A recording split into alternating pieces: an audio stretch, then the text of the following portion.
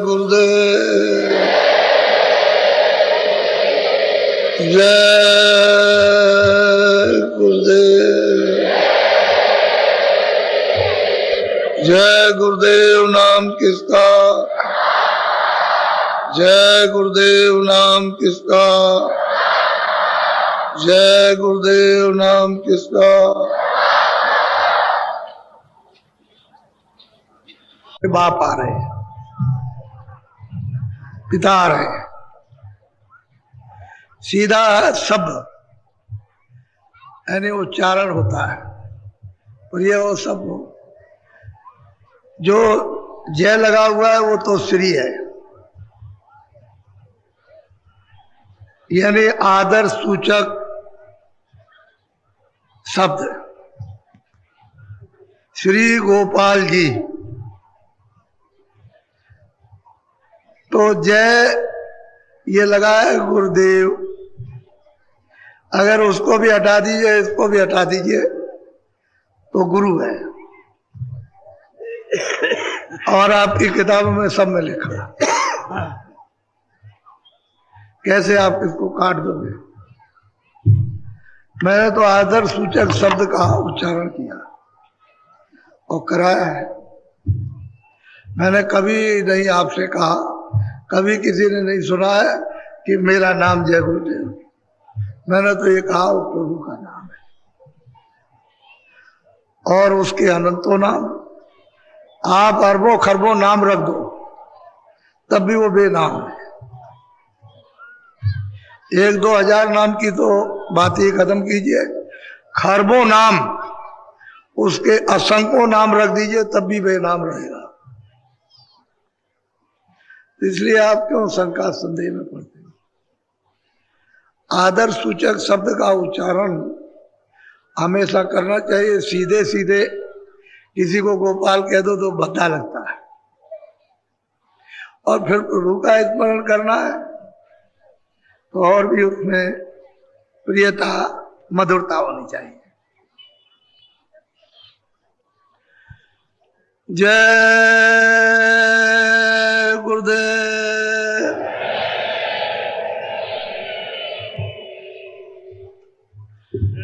जय गुरुदेव नाम किसका, माता। अब इसमें किसी को संकोच नहीं करना चाहिए। हिंदू बोले परमात्मा का और मुसलमान बोले खुदा का, क्या बुरा है। भाषा ही अपनी अपनी, और क्या है। न जानने की तो लड़ाई है। और अगर जान लिया कि भाई इसी का नाम सूरज भी है और इसी का नाम ये, इसी का नाम ये, इसी का नाम, तो झगड़ा किस बात का। जब ये जान लिया कि मृतलोक में जवानी भाषा, किसी की उर्दू है, किसी की मतलब अंग्रेजी है, किसी की फारसी है, किसी की कुछ है, किसी की संस्कृत है, तो अपनी अपनी भाषा का प्रयोग कर लेते, उसमें अपना मिठास समझते। तो इसलिए हम मुसलमान बोले खुदा का, ईसाई बोले घाट का, नुकसान क्या है। और जितने भी हमारे सरदार हैं वो सब के सब बोले गुरु का, तो किसी का कोई नुकसान नहीं। अरे भाई मालिक के कितने नाम, तो उसको तो आपको सबको हमेशा समझने की कोशिश करनी चाहिए। और वैसे ही न जानने के कारण लकीर के फकीर बने रहेंगे तो फिर कुछ भी नहीं कुछ नहीं कर सकेंगे, ना अपना ना दूसरों का, ना अपना ही भला कर सके ना दूसरों का। तो इसलिए सब चीज को जान, अगर इन लोगों ने समझ ना लिया होता तो आप ये देखो दृश्य, ये दृश्य आपने पूरे माघ मेले में और पूरा जब जब कुंभ होता है, कुंभ भी होती है, तो आपने ये दृश्य नहीं देखा। इस तरह का आपने नहीं। अभी तो ये थोड़ा सा जरा रुक जाइए, वो मतलब है कि रात भर चलेंगे, दिन भर कल चलेंगे। 10 दिन का कार्यक्रम है, लेकिन 28 को इसका रूप आपके सामने हम बताएंगे। आप अब आप देख लीजिए। तो इसलिए हर चीज का अनुभव, कोई बात तो जरूर है इसमें कोई बात, कोई सत्यता तो जरूर है। क्यों कि हम मनुष्य हैं, हम सत्य की खोज में लगे हुए हैं। तो जब वो सत्य उसके सामने आता है तो और सत्य को सब चाहते, घर में सब लोग सुख चाहते, हमको सबको सुख मिले। एक चीज तो सत्य है कि सब सुख चाहते हैं, सब आदर चाहते हैं, सब प्रेम चाहते हैं, सब सेवा चाहते हैं। तो जब एक चीज चाहते हैं और फिर नहीं है तो वो तो मिलानी चाहिए। तो मैंने सुबह आपको थोड़ा सा संकेत गोस्वामी जी महाराज का आपको दिया था, जो यहाँ संवत 1589 में राजापुर गांव में जल हुआ था उनका, और 25 साल की अवस्था में आद से अंत तक, यानी कोई चीज उन्होंने जर्रे भर भी नहीं छोड़ी कि कुछ छोड़ दिया हो, उन्होंने प्राप्त कर लिया। और हृदय जो नाम का एक जाति में अहीर था, उसको वही अपने सामने ही राजापुर में उसको प्राप्त करा दिया उतने ही समय में, और वो यहां से चला गया। या तो ऐसा समझो कि उन्होंने ये प्रेरणा की होगी कि किसी तरह से बाहर निकल जाए। अब घर में रहो या वन में रहो, अब तो कोई बात नहीं है। अब तो उन्होंने मालिक को प्राप्त कर लिया, कहीं भी रहे, अब कुछ नहीं। चाहे घर में रहो, साधु रहो, या मतलब है कि ग्रस्त, अब उनकी मर्जी के ऊपर है।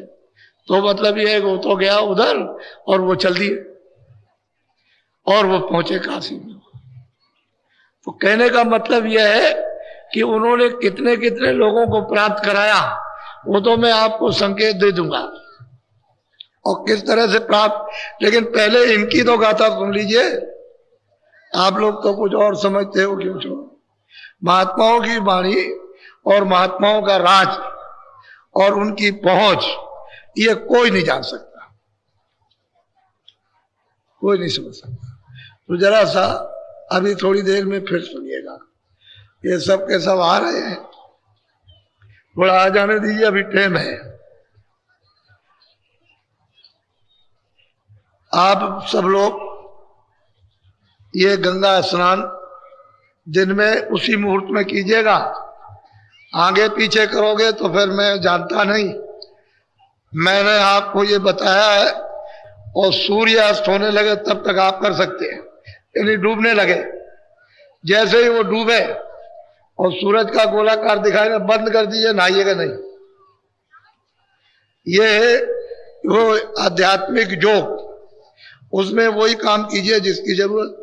और वो देखो गंगा महारानी, वो तो कुछ नहीं सुनेगी, कुछ नहीं सुनने वाली। इंद्र की सभा लगी कि संसार में लोग रहते हैं बड़े पापी हैं, बड़ी दुष्ट आत्माएं।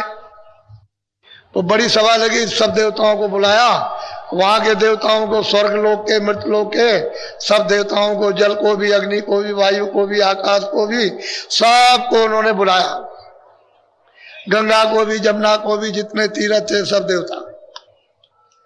तो लोगों ने निराकरण किया कि भाई मृत्यु लोक में मतलब ये कि सबसे ज्यादा पाप कौन लेता है। तो ये बताया कि गंगा जी लेती है। तो कह लगे गंगा जी इस इंद्र की सभा में नहीं आएंगे, क्योंकि पापी का हम मुंह नहीं देखना चाहते। तो ये पहुंची वहां, सबके सब पहुंचे। तो इन्होंने कहा आप नहीं बैठ सकते हमारी सभा में। क्यों नहीं बैठ सकते? कि तुम बहुत पापी हो, सारे संसार का पाप लेती हो। कह रहे भाई वैसे तो बात यह है कि मैं पाप नहीं लेता हूं। अगर आपने ये समझ लिया कि मैं पाप लेता हूं तो मैं तो अपने पास कुछ रखता नहीं। कह रहे आप क्या करते हैं? कह रहे मैं समुद्र को दे देता हूं, समुद्र को। तो कह लगे समुद्र बड़ा पापी है कि सारे संसार का पाप ले लेता हो वो, तो उसको मतलब यह कि इसमें प्रवेश ना होने दिया जाए। अब वो समुद्र पहुंचे वहां, तो उन्होंने जब सुना कि हमको निकाल दिया सभा से, तो उन्होंने कहा कि भाई क्यों निकाला? कह लगे कि भाई तुम गंगा जी संसार का पाप लेती हैं और आपको दे देती हैं, तो आप सबसे बड़े पापी हुए। कह लगे भाई मैं तो कुछ रखता नहीं, मैं तो कुछ रखता नहीं। अगर मान लो कि गंगा जी ने पाप संसार का लिया, मुझको दे दिया, तो मैंने तो अपने पास कुछ रखा नहीं। तो आप क्या करते हैं? क्या मैं तो मेघों को दे देता हूं, मेघों को। तो कह लगे मेघ नहीं आएंगे।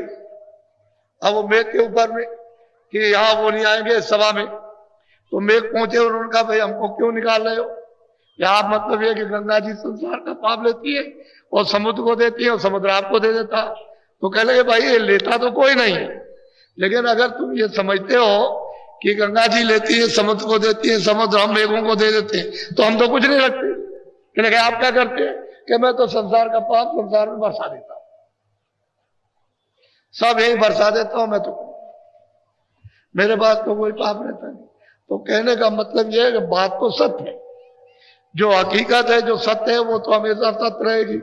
लेकिन आप जो प्रतिज्ञा करोगे स्नान करते समय कि मैं शाकाहारी रहूंगा, तो मैं उसको मालिक के दरबार में पहुंचाऊंगा कि इन्होंने प्रतिज्ञा की है कि मैं अब शाकाहारी रहूंगा, तो मतलब यह कि इनकी प्रार्थना प्रतिज्ञा स्वीकार की जाए। तो आपकी प्रतिज्ञा स्वीकार कर, मालिक स्वीकार करेगा, मैं तो उसके पास पहुंचा दूंगा। वो कुछ नहीं करेंगे, वो तो आप उनके सामने ये समझ लीजिए कि मेरे सामने गंगा महारानी यह है और मैं उनके सामने स्नान करते हुए प्रतिज्ञा कर रहा हूं और बीड़ी तंबाकू का सिगरेट पी सकता हूं, खा सकता हूं, लेकिन ऐसा कोई नशा नहीं कि जो हमारी बुद्धि पागल हो जाए। बस दो ही चुटकी तो रोक लो और तो कुछ। तो आप इतना तो कम से कम आप अपने आत्म कल्याण के लिए, अपने जीवन को परिवर्तित बदलने के लिए और जीवात्मा को मुक्ति मोक्ष के लिए तो कुछ न कुछ चलते वक्त कुछ कर तो लीजिए। मैं तो आपकी सूचना उसके पास पहुंचा दूंगा, लेकिन गलती मत कीजिएगा, क्योंकि ये सुजोग ऐसा जोग पड़ा अध्यात्म, ये भौतिक जोग नहीं आध्यात्मिक जोग है। तो इसी जोग के अंदर ये समय पड़ता था। नहीं मैं तो ऐसा था कि मैं तो यहां पे लगाता ही नहीं, लेकिन अब क्या किया जाए, वो ऐसा जोगी पड़ गया। फिर उसकी सूचना आपको दे दी गई और आप देखिए अभी चले आ रहे हो, चले आ रहे हो। तो बहुत ऐसा इतिहास बनने दो, बनाओ, शांति का, सुखद, प्रेम का, दया का, सेवा का, आदर सत्कार। किससे झगड़ा करते हो जब हमारा यहाँ कोई है ही नहीं, हमारा यहाँ कुछ नहीं, ना कोई हमारा है। किसके लिए गैरों का बोझा क्यों लाते हो?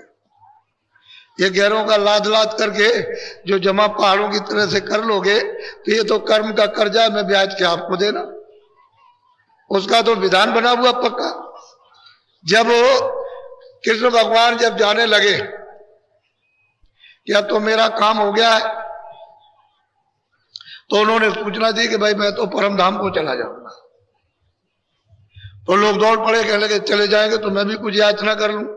तो उन्होंने ही बड़े परम मित्र थे कृष्ण भगवान के, दौड़ करके आए, कहने लगे भगवान हमने सुना है कि आप अपने परम धाम को जा रहे हैं। कहने लगे काम हो गया, अब हमको यहाँ रहने की क्या जरूरत है, काम तो हो ही गया सब।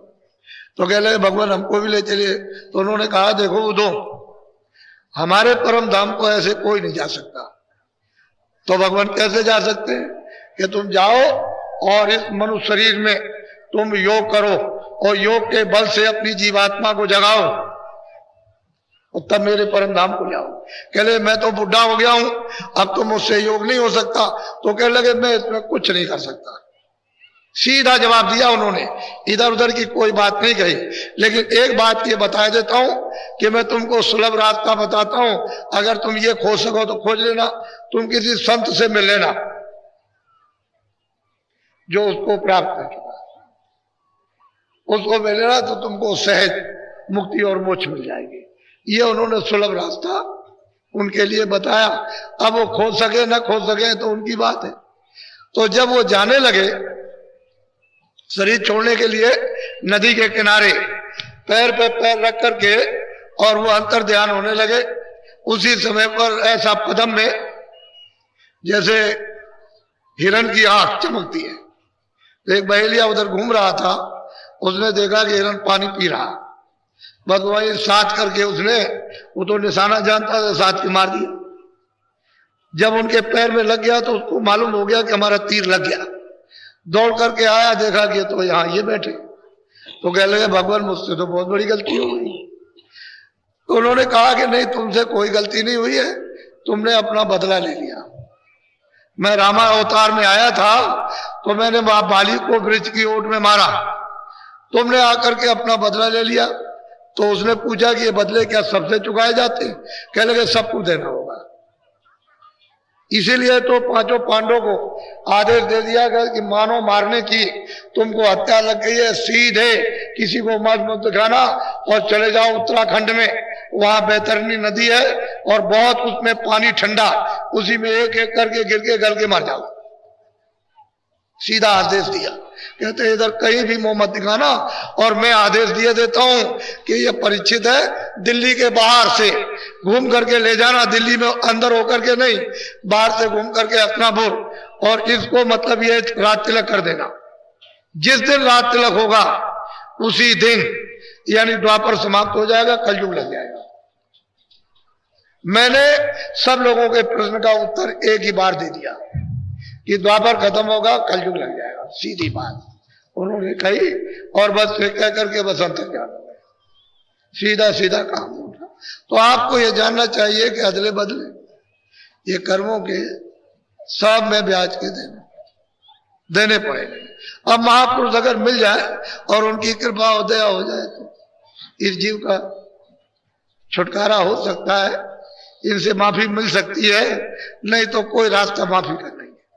उसके देश में विधान ही ऐसा बना है, कोई क्या करेगा, इसे इससे छुटकारा नहीं हो सकता। तो मैं गोस्वामी जी महाराज के लिए बोलो जय गुरुदेव, जय गुरुदेव। आप बहुत चित्त लगाकर एकाग्र ध्यान करके मेरी तरफ देखना भी और सुनना भी और समझना भी। और वो गोस्वामी जी महाराज जब उन्होंने साधना शुरू की तो बताते हैं कि भाई मैंने साधना कैसे शुरू की। वो ये कहते हैं कैसे शुरू किया, बोलो जरा सुनिए आप। तुलसी ने रखे देखी निज नैना, कोई कोई शांत पारखिए। गोस्वामी जी महाराज कहते हैं कि मैंने अपने निज नेत्रों से यानी दिव्य नेत्र से, ज्ञान चक्षु से, स्थल राही से मैंने जो कुछ भी निरखा मतलब देखा। तो कोई कोई संत बताएगा, नहीं तो सब नहीं, कोई बिरला बिरला, कोई तुलसी निरख देख निज लेना। जो मैंने अपनी दिव्य ज्ञान चक्षु से देखा वो मैं अब वर्णन करना चाहता हूं, बोलो। जो कोई शांत अगम घटी घाई, चरण टेके पुण्य माहू। अब गोस्वामी जी महाराज कहते हैं कि भाई मैं कोई चीज नहीं ले आया। जो भी संत आए उन्होंने अगम गति को उन्होंने रखा, प्राप्त किया, बताया उन्होंने। कहते हैं मैंने उसको कैसे प्राप्त किया कि उनके चरणों में इसको रखा, आबाजी सिर को रख दिया और वो सूरज जो है उसको चरणों में जोड़ दिया। मैंने उनकी कृपा से, उनकी दया से ये चरण सिर टेक करके चरणों पर और उनकी दया मिली तब कुछ कहा, बोलो। अब जीवन का कहो निबेरा, जासे मिटे भरम बस। अब कहते हैं भाई जीवों का अब कैसे छुटकारा होगा, ये जीव कैसे किनारे लगेगा और भरम इसका कैसे जाएगा, भूल भटक। अगर वो नहीं बताएंगे तो कैसे जा सकते, ऐसे नहीं जा सकते। भूल भटक तो तभी जाएगी जब उसके छुटकारे की युक्ति बताएंगे, वह ऐसे नहीं जा सकता। अब मेरी तरफ देखो, ये दोनों आंखों के मध्य में ये सूरज जिसको रू कहते हैं, सोल, ये दोनों आंखों के मध्य में बीचों बीच में दरमियान में सेंटर में बैठी है। यह है शरीर का, इधर देखो इसकी शरीर की सीमा, इधर देखिए, और उधर में है स्वर्ग का नाका, इसके बिल्कुल बीच में बैठक है। वैसे अलग थलग बैठी है, लेकिन अब क्या किया जाए कि इसको दरवाजे पर बैठा दिया, इस शरीर के दरवाजे पर सीमा पर बैठा दिया। और जब कूड़ा कचरा पड़ा तो ऊपर का जो प्रकाश फैला हुआ था वो दब गया, वो नीचे फैल गया सुराखों में, ये आंख में, ये कान में, नाक में, इधर में मेरुदंड में, इस तरफ में कंठ में, हृदय में, नाभि में और गुदा चक्र में, इंद्रिय द्वार में, इधर फैल गया। उसी की वजह से ये चलता फिरता है। अगर प्रकाश सिमट जाए तो इधर कुछ नहीं है, इस तरह। तो बीचों बीच में यानी दरवाजे पे बैठी हुई, लेकिन दरवाजे के बाहर। दरवाजा उतनी देर के लिए बंद है जब तक कूड़ा कचरा लदा हुआ, पहाड़ों की तरह से लदा है, बस उतनी देर। अगर ये हट गया तो बिल्कुल अलग है, तभी तो पता चलता है, तभी वो देखे कि भाई ये शरीर क्या चीज है, नहीं तो कैसे देख सकती है। तो इन जीवों का छुटकारा, निपटारा किस तरह से मृतलोक से होगा, इनका भ्रम कैसे जाए, क्योंकि तो भ्रम में फंसे हुए, वहां मिल जाएगा, वहां मिलेगा, वहां मिलेगा, इधर उधर कहीं कुछ नहीं मिल रहा। वो तो दरवाजा, घाट तो यहाँ है, हरि का घाट, वो तो हरि की वो पौड़ी तो इधर है, और आप इधर उधर ढूंढ रहे हो। इधर कहीं भी नहीं मिलेगी किसी जगह, पूरब पश्चिम में। वो तो यहीं पर आपको आना, क्योंकि यहाँ निज नेत्र ज्ञान चक्षुति मिले तो यहाँ, ये बाहर तो है नहीं, बाहर तो ये चर्म आंखें हैं, तो ये बाहर से क्या है, तो ये देख रही है सब कुछ, उसको नहीं देख सकती ना उसकी रचना को देख सकती। बोलो। जब अब अब जीवन को कहो निबेरा, जासे मिटे भरम बस। और वो कहते हैं इन जीवों से अब ये बताना चाहता हूं कि इनका भ्रम चला जाए, और भ्रम इसका जगत का चला जाएगा, अंधकार का, अज्ञान का, अविवेक का तो छुटकारा ये कर लेंगे अपना। और जब तक ये भ्रम नहीं जाता है तो अज्ञान भ्रम है, उसमें कोई ज्ञान का तो नहीं, वो तो अज्ञान में इसमें जीव बेचारे मोह ममता में, काम में, क्रोध में, सब में फंसे पड़े हुए, और फिर ये लदे हुए बोझे से। अब बोझा कैसे उठेगा वो तो इनको पता नहीं है। इसके ऊपर 1000 का ड्रिल ला दो और मतलब ये 4000 ला दीजिए, ये तो लदे हुए, इनको क्या मालूम हो।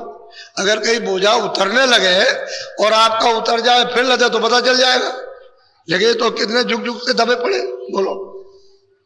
जब या मोक्ष जीव की होई, मोक्ष जाने सत्य गुरु पद से।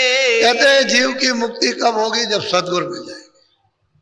जिन्होंने सत्य को प्राप्त कर लिया वो जब इस संसार में मानव शरीर में मिलेंगे तभी इस जीव की मुक्ति होगी, दूसरा कोई रास्ता नहीं, कहीं भी किसी जगह नहीं।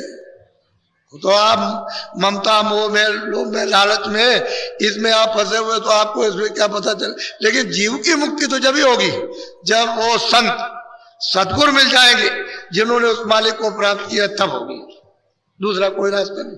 तो आपको तो उन्होंने आदेश दिया था कि महापुरुषों की खोज करना, तो आपने खोज किया। उसी रामायण में लिखा है कि भाई खोज करना, खोज करना, खोज करना, लेकिन कहीं नहीं खोज किया, फंस गए सब, इसी भ्रम में फंस गए। तो अब जीव की कैसे गति होगी, ये तो सीधा जा रहा, रास्ता खुल गया 4 खानों का, 84 लक्ष्योनियों का, बिल्कुल नीचे सीधा खुला पड़ा हुआ है, बस सीधा चला जाएगा, किसी को पता भी नहीं चलेगा। तुम कहते रहोगे कि मेरा बच्चा, मेरी बच्ची, और मेरा धन, और मेरा राज, मेरा पाठ। अरे बच्चा तेरा यहाँ कुछ नहीं है, यही तेरा नहीं जिसमें तू बैठा हुआ, यही किराए का मकान है, थोड़े दिन के लिए आपको मिला है, उसने आपको दे दिया ये कहकर मैं तुमको सब अधिकार देता हूं। तो अधिकार उसने पाप पुण्य के दे दिए, और उसने कहा देखो भाई ये भी अधिकार देता हूं कि जीवात्मा को जगा के वापस अपने घर में पहुंचाओ प्रभु के पास। तो आपने तो अपने अधिकार का उपयोग किया नहीं, भाई इस भ्रम में फंस गया। बोलो। सत्य गुरु संत कंज में वासा, सूरत लाई जो। अब वो कहते हैं नीलगिर पर्वत है, वहां कहते हैं कंज, श्याम कंज, यानी श्याम सफेदी। कहते हैं वहां सतगुरु का वासा है। कहते हैं अगर कोई सूरत वहां ले चले, ला करके नीलगिर पर्वत पर पहुंचा दे, तो इसका मतलब ये कि हो गया किनारा, किनारे पर आ गया। जब तक इस बैठक में, जब तक महापुरुष नहीं मिलता है और उसकी जरूरत वहां बैठक नहीं बनाती है, तब तक मतलब वो नहीं मिलेगा तो आप कैसे पहुंचोगे? वो तो नीलगिर श्याम का कहते हैं वहां सदगुरु का द्वार है, दरवाजा है, और वहीं से तो उसे सब कुछ मिलेगा। वो तो डोरी लगी हुई है, ऊपर की आई हुई डोरी पड़ी हुई है सामने, बिल्कुल सामने डोरी पड़ी हुई है, और चरण कमल का एक शीशा है बहुत बड़ा, यानी शीशा उसमें अपना रूप दिखाई देता। लेकिन कब दिखाई देगा? जब ये कूड़ा कचरा हट जाएगा और उसको देखेगी तब वो कहेगी अरे भाई मैं तो अरूप हूं, मेरा रूप तो सच्चित आनंद स्वरूप है। यहां ऐसा रूप किसी का नहीं। इतनी ये सूरत, ये जीवात्मा इतनी सुंदर, इतनी खूबसूरत है कि जिसका वर्णन नहीं हो सकता। कहते हैं उधर जो आएगा वो नीलगिर पर्वत पर, और वो श्यामकंद जिस गुरु की वहां बैठक है वो आएगा, तब इसका छुटकारा वहां होगा। ऐसे नहीं हो सकता। बोलो। श्याम कंजलीला गिर सोई, तेरा पारे मान जाने गोस्वामी जी महाराज कहते हैं कि नीलागिर पर्वत है और बहुत छोटा दरवाजा, इतना छोटा है सुई का रोजक, उससे भी छोटा है, और वो दरवाजा दिखाई देता है। कहते हैं वो नीलगिर पर्वत है श्यामकंज, यानी श्याम सफेदी, श्याम सफेदी, उसी को श्यामकंज कहते हैं। ये नीलगिर पर्वत है और दरवाजा बहुत छोटा, और वो दरवाजा है बंद। जब तक कोई भेदी उसको न जाने तब तक कैसे आप उधर जा सकेंगे? वो तो बंद है बिल्कुल एकदम से। बोलो। छेन छेन मन को ताहा लगावे, एक पलक छूट। अब गोस्वामी जी महाराज कहते हैं कि भाई नीलगिर पर्वत है, प्रकाश तो है, रोशनी दिखाई देती है, लाइट वहां पर है, तभी तो श्यामकंज नीलगिर पर्वत दिखाई देता है। लेकिन वो दरवाजा भी दिखाई देता है कि बहुत छोटा। इस दरवाजे में कैसे अंदर जाएंगे? वो दिव्य नेत्र से, ज्ञान चक्षु से वो दरवाजा बहुत बारीक दिखाई देता, लेकिन कैसे ये खुलेगा? तो गोस्वामी कहते हैं कि छिन छिन, छिन कहते हैं सबसे छोटा समय, मन को ता लगा दी। कहते हैं उसी जगह पर अपनी दृष्टि को और मन बुद्धि चित्त को लगाकर दृष्टि के साथ रखे, और रोज, कहते हैं मैंने भी रोज किया। मुझे जब गुरु ने बताया और मुझको ये चीज मिली तो मैंने रोज किया, प्रतिदिन। जब इच्छा हो तभी बैठ जाए, जब इच्छा हो तभी बैठ जाए, जब इच्छा हो तभी बैठ जाए, और रोज। और कहते हैं कि मैं अपने मन को हमेशा छिन छिन पर वहां ना भी अगर किया तब भी हमारा मन वही लगा, उसी दरवाजे पर। कहते हैं रोज छिन छिन मन को ता लगा भी, उसी दरवाजे पर लगा ले। बोलो। सुरत ठहरानी रहे आकाशा, तिलखे रखी मैंने सदे। कहते हैं सूरत दृष्टि, सूरत की दृष्टि, जीवात्मा की दृष्टि, यानी उसकी आंख, रूह की आंख, कहते हैं उसी पर ठहरी रहे, उसी तिल खिड़की पर। वो तिल के समान है, बहुत छोटा भारी। नीलगिर पर्वत है, श्यामकंज दिखाई देता है, प्रकाश हो गया। वही तो मैं आपको बताया करता हूं कि साधना के वक्त में ऐसा हो जाएगा, जब साधन करोगे तो ऐसा हो जाएगा, सब रोशनी हो जाएगी, लेकिन आपको कुछ ऐसे पता नहीं चलेगा। फिर रोशनी चारों तरफ तुम देखते रहोगे, ऐसे दरवाजा नहीं मिलेगा। वो तो दरवाजा मिलेगा जब तुम एक जगह अपनी आंख को रोकोगे और मन बुद्धि चित्त को वहां ठहराओगे दृष्टि के साथ, तो दरवाजा मतलब वो तो तिल तो दिखाई देगा, उसी प्रकाश में तिल दिखाई देगा, लेकिन उसी जगह पर अपनी दृष्टि को रोक देना, उसी जगह जमा देना। तो दृष्टि जो आपकी इस तरह से हिलती है ऐसे करके, तो धीरे धीरे करके रुक जाएगी। बोलो। गगन द्वार दिखे एक तारा, अनाद नाद सुने। अब वो कहते हैं कि उसमें से जब सुराग होगा तो कहते हैं उधर गगन दिखाई देगा, आकाश, आकाश दिखाई देगा, उसमें कहते हैं एक तारा चमकेगा, छोटा सा। वैसे यहां बताने के लिए तो छोटा है, वैसे तो बड़ा है।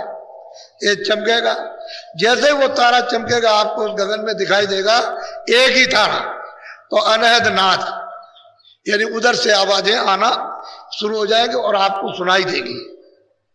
बाजे भी बजेंगे, गाने भी होंगे, और विभिन्न भांत के बाजे, विभिन्न भांत के गाने, और बहुत मीठे और बहुत प्रिय, यानी उतना खिंचाव होगा उनकी तरफ में, इतना रस होगा कि आपका मन उसी में फंस जाएगा, उसी गाने और बाजू में। तो गगन द्वार एक तारा दिखाई देता है, इनमें बहुत से लोग बैठे दिखाई देता है, इसी में नर नारी इसमें बैठे हुए बहुतों को दिखाई देता है। लेकिन आपको मतलब कैसे मालूम होगा?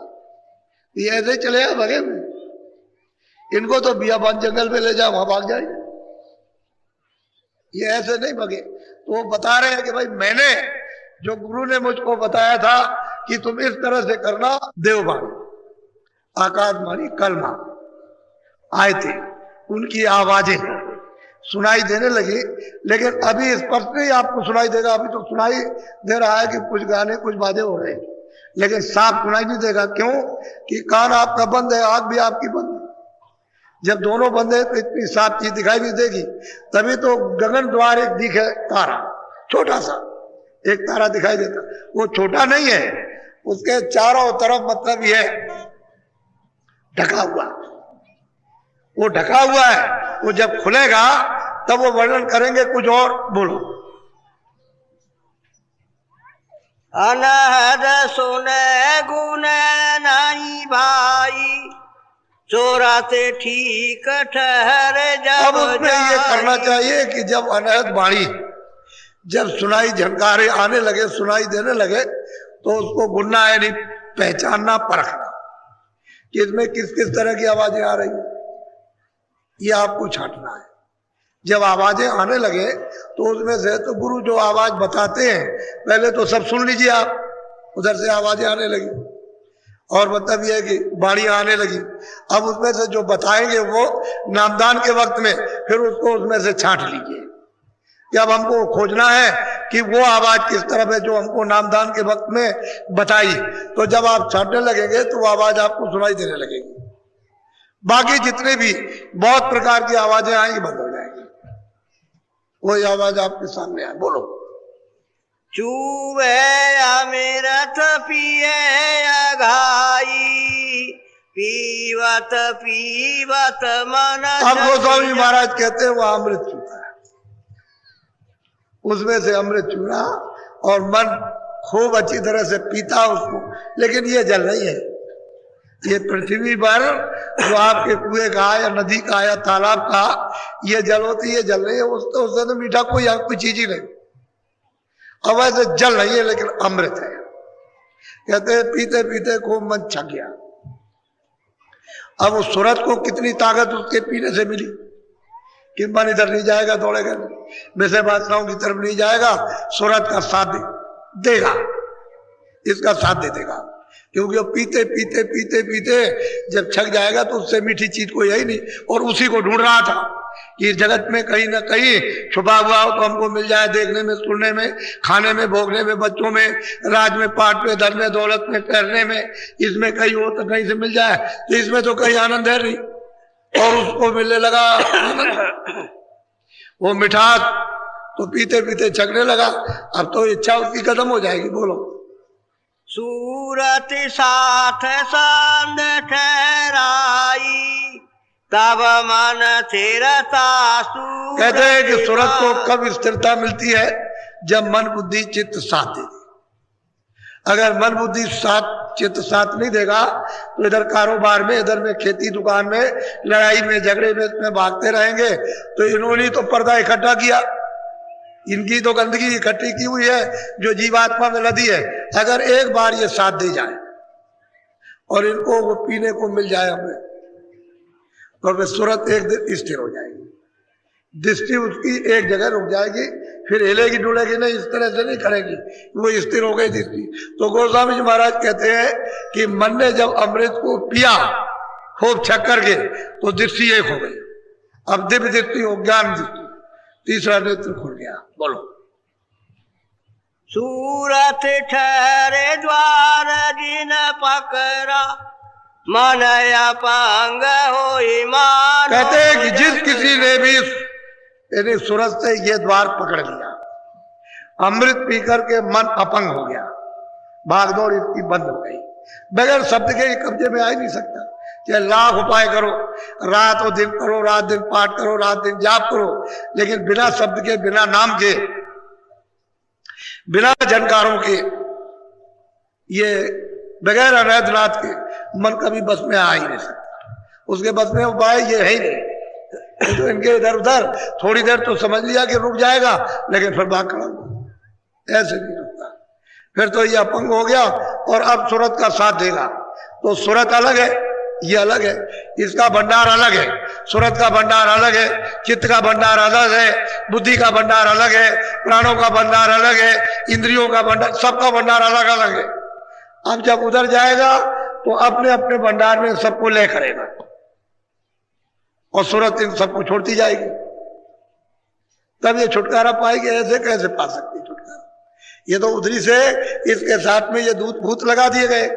अब ये वापस लौटकर भंडार में जब तक ले नहीं हो जाती तब तक तेरा छुटकारा नहीं हो सकता। तो गोस्वामी जी महाराज कहते हैं कि भाई मैंने जब किया तो मुझे अमृत पीने को मिला, मेरे मन ने अच्छी तरह से खूब पिया, हमारी दृष्टि स्थिर हो गई उस दरवाजे पर।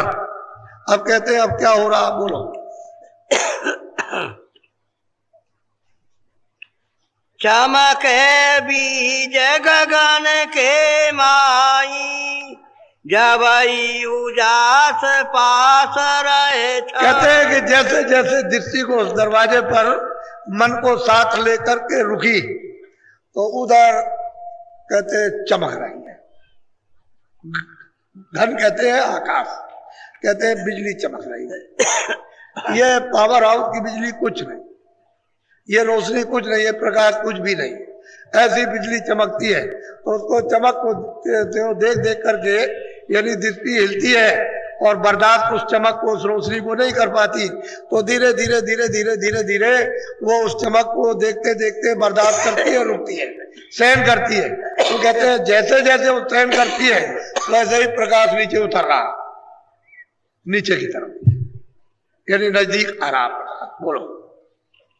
जैसे जैसे सूरत सरखी सत द्वारा, तस तस भरत जात। अब गोस्वामी जी महाराज कहते हैं कि जैसे जैसे सूरत हमारी उस प्रकाश को पकड़कर जो प्रकाश उतर रहा उस सत द्वार की तरफ, क्योंकि वहां गुरुपद है, उस द्वार की तरफ धीरे धीरे धीरे धीरे उधर जा रही और वो प्रकाश उतर रहा, वो बहुत तेजी के साथ में, और वो सूरत सहन करती जाती है, क्योंकि उसने तो उस प्रकाश को मुद्दत जुगों हो गए, जब से आई तब से छोड़ दिया और अभी तक वो प्रकाश उसको मिला नहीं। तो कहते हैं वैसे वैसे वो उतरता जा रहा और सद्वार की तरफ हमारी सूरत यानी जीवात्मा उधर बढ़ती जा रही। बोलो। श्वेत श्याम सुरति शैल समानी, जारे जारे चोबे कूप। अब गोस्वामी महाराज कहते हैं कि भाई वो तो एक तारा था जहां अमृत पीता था, तो कहते हैं श्वेत श्याम, कहते हैं सफेद है लेकिन वो श्याम सुंदर है। जब उस मंडल में, उस लोक में जब हमारी सूरत ने सफर की तो इस तरह से मतलब अमृत है जैसे कुएं से झरने झर रहे हैं, जैसे बरसात होती है और पानी बरसता है तो मतलब है रिमझिम रिमझिम रिमझिम, इसी तरह से अमृत की वर्षा हो रही है। तभी तो सुरतें उस अमृत में स्नान करके इन सब विकारों को, इन पापों को, पर्दों को, गंदगी को, पाप की तब तो धोती है। ऐसे कैसे धो लेगा? कहते हैं रिम झिम, वो मतलब झर झर झर झर यानी झरने से, जैसे कुएं से झरने यानी जमीन से चलते और पानी बहता, इसी तरह से अमृत बह रहा। हमने उसको देखा, हमने उसको पिया।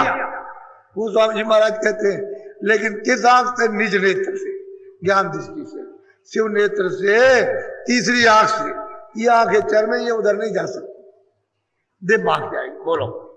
माना ये सयामी अघाना तात पांच रंग। अब गोस्वामी जी महाराज कहते हैं कि हमने उधर क्या देखा है कि जब उन्होंने उसको खूब छक करके उसने पिया और उसमें स्नान किया तो 5 तत्वों की सृष्टि, 5 तत्व भिन्न भिन्न अलग अलग वो हमने वहां देखे। ये स्थूल तत्व है, वो चेतन तत्व हमने वहां देखा अच्छी तरह से। और वो किस तरह की सृष्टि है, यानी उससे जो लिंग सृष्टि है वो किस तरह की, हमने वो सब चारों तरफ हमने खड़े होकर के सब कुछ वहां देखा। और उसका काला पीला ये जो कुछ भी है वो सब हमारी देखने में आया। सुख सफेदी बोलो। शाही सुरख सफेदी होई, जरद जाति जंगाली सोई। बोलो।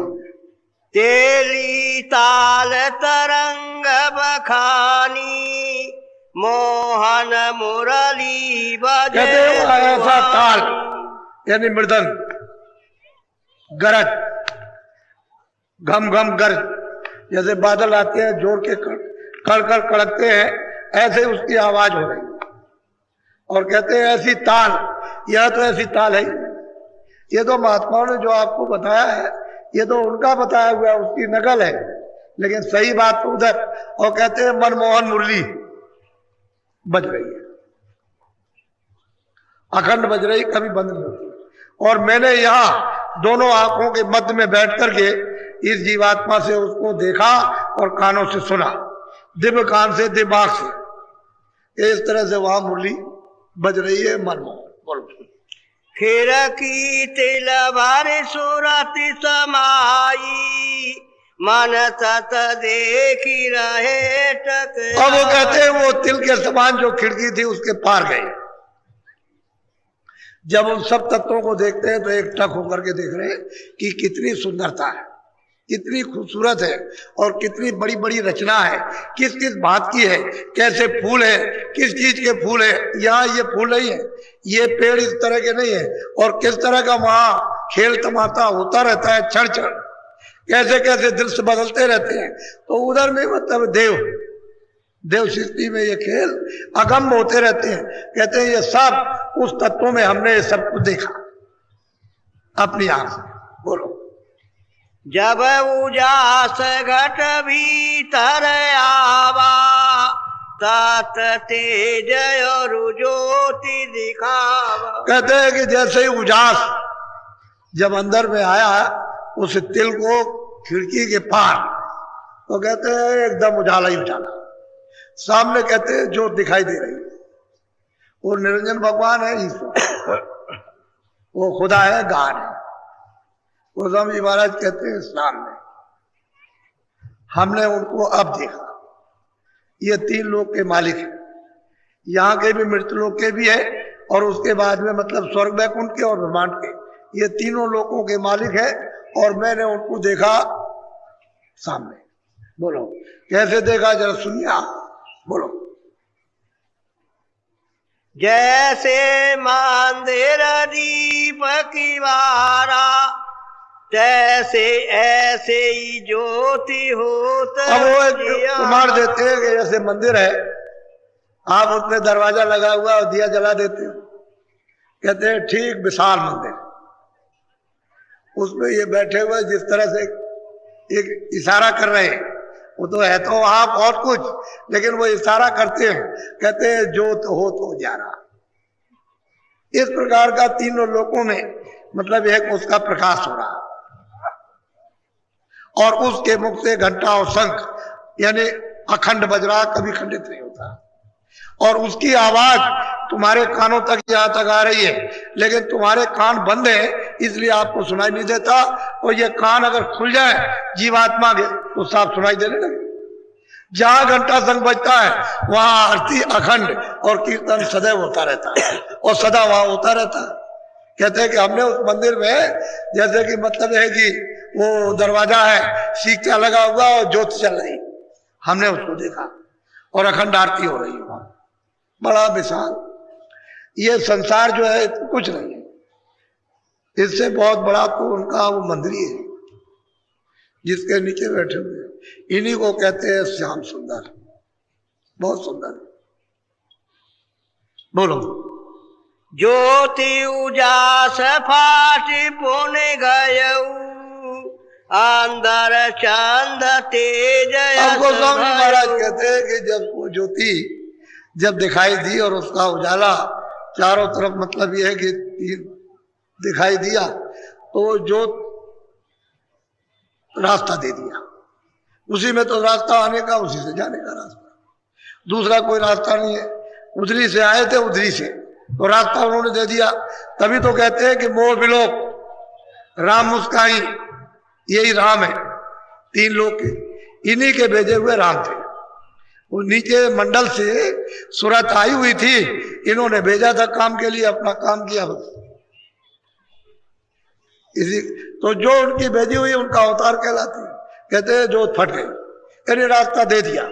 जब उधर में पहुंचा, उस तरफ में, उधर माज सोनन नजराया, उस तरफ जब पहुंचा, उस पार तो खड़ा हुआ। बोलो। देखे तत सोई मनाए रहाई, पोने चांदा देखे घट। कहते हैं कि बहुत से चांद सूरजों के मंडल, 1 2 नहीं, बहुत। ये तो एक सूरज है, वहां तो अनंत सूरज मंडल है, तारों के मंडल किस तरह से चमकते हैं। यहाँ तो मतलब है कि हजारों नहीं, करोड़ों खरबों सूरज निकल जाए, वहां एक सूरज है तो उसके प्रकाश में सब लोग हो जाए। कहते हैं हमने उधर जाकर के तमाम मंडल, चांद के, सूरजों के, उसी सूरज और चांदों के ये प्रतिबिंब है, ये छाया है, उसी प्रकाश की तरह से नहीं। उसकी छाया उस पर्दे पर, उसकी छाया उस पर्दे पर, उसकी छाया उस पर्दे पर, कितने पर्दों पर पड़ने के बाद ये पड़ी।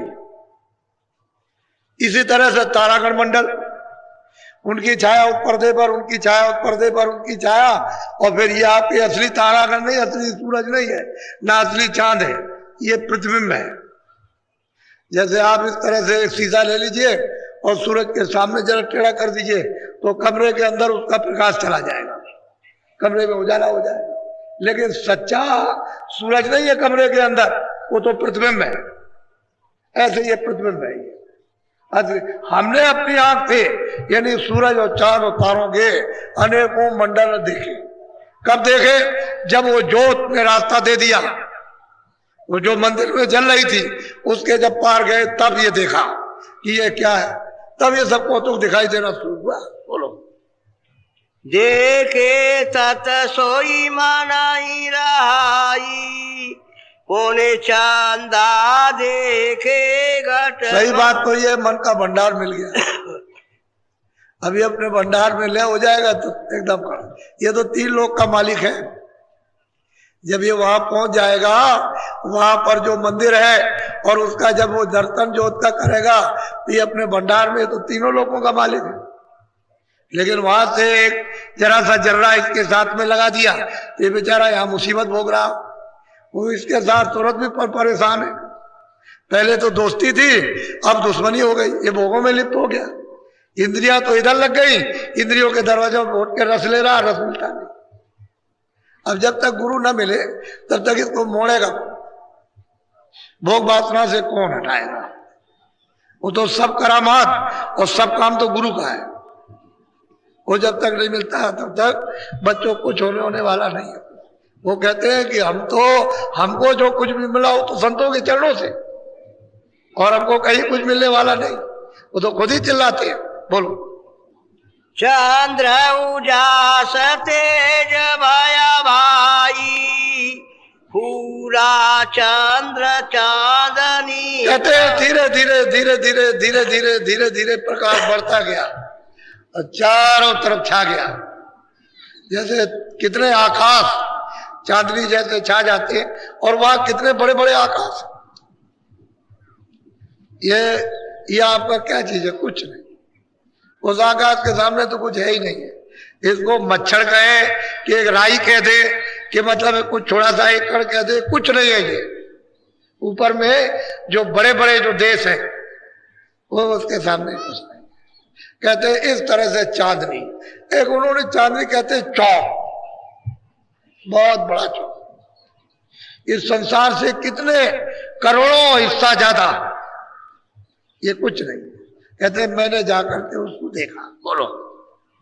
सूरत देखी रहे ठहराई, जो उजियास बढ़त जिमि अब जाई। सूरज उसको सूरज देखती है अपनी आंख से दिमाग से और प्रकाश बढ़ता चला जा रहा, तेजी से उतर रहा प्रकाश, बहुत प्रकाश उतर रहा, मंडल दिखाई दे ही रहे, प्रकाश उतर ही रहा, वहां तो कोई अंधेरा तो है नहीं, अंधेरे का तो नाम ही नहीं है वहां, उधर तो अंधेरा है ही नहीं, अंधेरा तो बस इतना ही है, ये जो हृदय में कूड़ा कचरा यही अंधेरा, जैसे ये कूड़ा कचरा आ रहा है यही अंधेरा खत्म, क्योंकि इसकी आंख खुलेगी तो उजाला तो यही हो गया, ये इसका हृदय ही चम चम चम चम चमकेगा, उधर अंधेरा नहीं, कहीं भी अंधेरा नहीं उधर।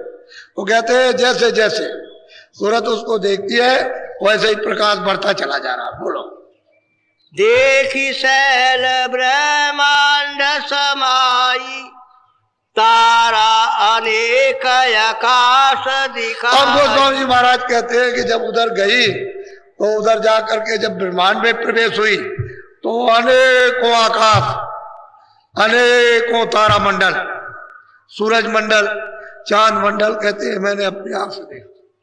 अब वहां का वर्णन कैसे किया जा सके, यहाँ तो कुछ है नहीं, कैसे वर्णन, बस केवल संकेत ही दिया जा सकता है और तो कुछ नहीं। बोलो। कछु कछु दिवस शैलयस कीना, उगा भान तेज को। कहते हैं कि धीरे धीरे धीरे धीरे ब्रह्मांडों की जब सैल की और ये सब कुछ हमने देखा, अनेकों मतलब है आकाश, अनेकों मंडल, धीरे धीरे धीरे धीरे ऊंची नीची घाटी चढ़ने के बाद तब हमको क्या मिला कि उगा भान, भान कहते हैं सूरज, सूरज ये तो ईश्वर पद था, ऊपर में ये सूरज भान कहते हैं, ये उगा खिला दिखाई दिया, ये है ब्रह्म, इनको ब्रह्म कहते हैं। कहते हैं ब्रह्म को हमने पाया, ईश्वर को भी पाया, जो मंदिर दीप के बाड़ा ज्योत हो जा रहा, यही ईश्वर, यही गाड है, यही खुदा है, और इसके ऊपर में ब्रह्म है।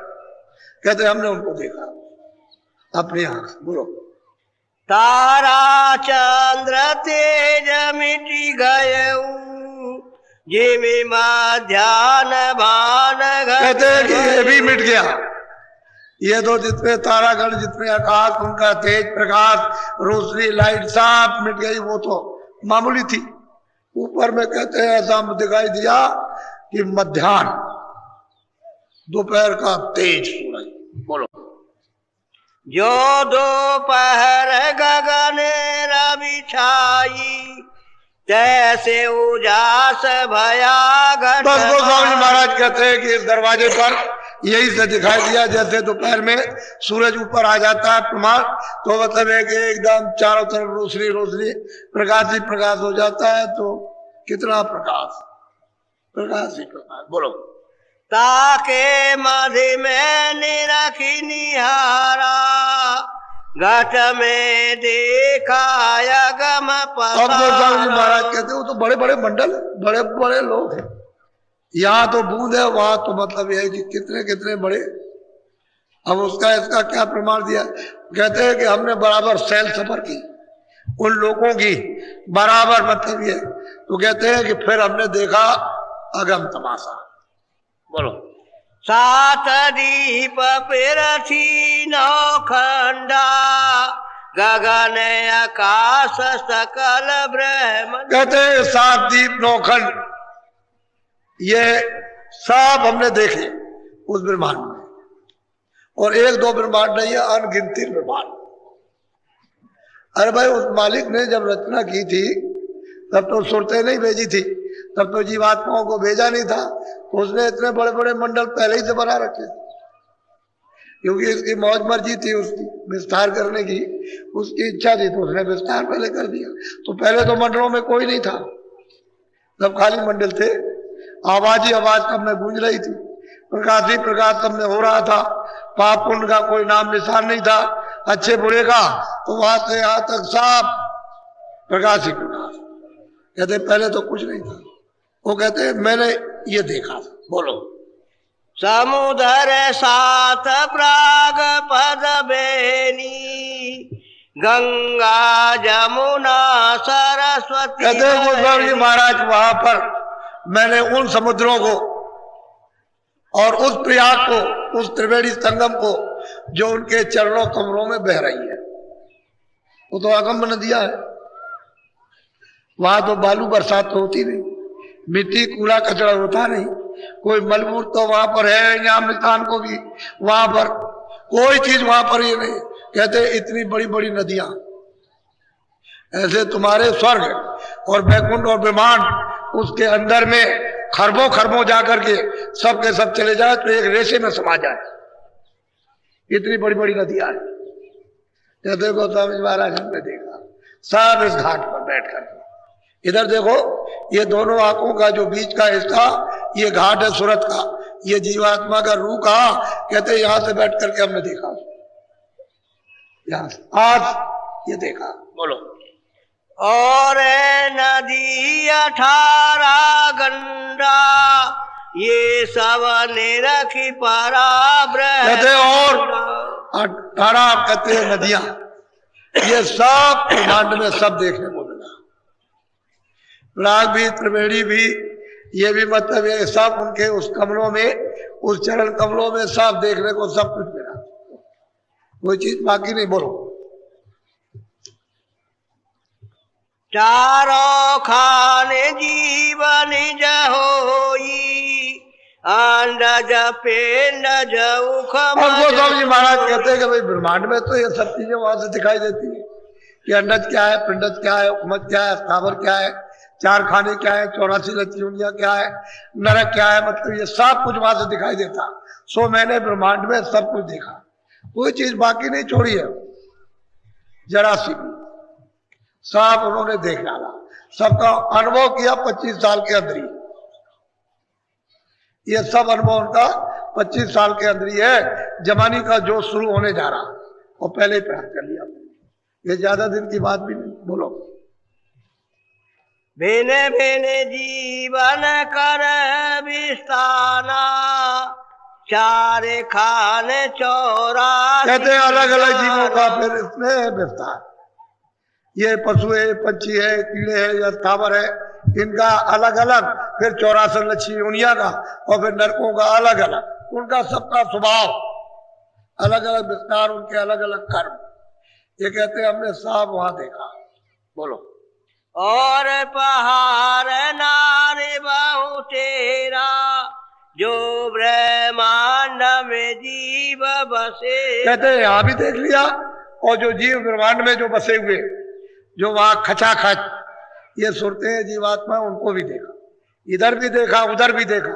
न स्वर्ग बचा, न बैकुंठ बचा, न ब्रह्मांड बचा, न विष्णु बचे, न शिव बचे, न शंकर बचे, न अध्यात्म शक्ति बची, और न ईश्वर बचे, न माया बची, न वो मतलब है कि ब्रह्म बचे। कहते हैं सब मैंने देखा अपनी आंखों से। बोलो। काछु काछु देवस शैलयस कीना, तीने लोक भीतर में ची। कहते हैं कि ये सब कुछ मैंने 3 लोग, ये भी मैंने देख लिया, और 3 लोग के परे जब ये कहते हैं सैर सफर करते रहे, सब लोगों में घूमते रहे, तो ये हमने सब देखा। और ये 3 लोग का सब अब इसके परे है, ये तो पिंड लोग है, इसके ऊपर अंड लोग है, फिर उसके ऊपर में ब्रह्मांड लोग है, और उसके बाद तब पार ब्रह्मांड पूर्ण हो रहा। बोलो। जो जग घट घट माही समाना, घट घट जग जीव माही जा। कहते हैं कि भाई जिस तरह से जीवात्माएं मनुष्य के मंदिर में बंद की गई है, तो ये तो गलीच और मैली हो गई, लेकिन ऊपर में जो है जीवात्माएं जो वहां रहती है, वो तो प्रकाश में, वो तो रोशनी में, वो तो सबके लिए वहां तो ये कोई जन्म और मरण इस तरह का नहीं है जैसे आपको, लेकिन वहां उसकी अवध है, 1 लाख बरस की है, 2 लाख बरस की है, 50,000 की है, 20,000 की है, इस तरह से अलग अलग मंडलों में उनकी अवध है कि इतने दिन तुम यहाँ रहो और इस सुख को भोगो, और भोगने के बाद फिर नीचे चलो, यहाँ मृतलोक में आ जाओ। तो वहां भी नहीं टिक सकते, यहाँ भी नहीं टिक सकते, फिर आप ब्रह्मांड में भी नहीं टिक सकते, क्योंकि वहां की भी अवध है। इतनी मेहनत करने के बाद कहते हैं रहे तुम उसी जाल में, फिर लौट के आ जाओगे, फिर जन्मोगे, फिर मरोगे, और फिर कर्मों के बंधन में बंधोगे, और फिर 84 जाओगे, नरकों में जाओगे। बात तो वही है। कहते हैं ये हमने सब देखा। बोलो। ऐसे कई दिन बीत सिराने, एक दिवस गए अधर गोस्वामी ठिकाने। महाराज कहते हैं इस तरह से बहुत दिन बीत गए देखते देखते, और सब कुछ समझते समझते ये सब एक दिन क्या हुआ कि हमारी सूरज चढ़ गई इसके परे, वो उधर चली गई। कहते हैं जो अधर का जो उसका मतलब आधार था उसको पकड़ा, उधर उधर कहा था, उधर से आवाज आई, और आवाजी को पकड़ के जाते हैं सब।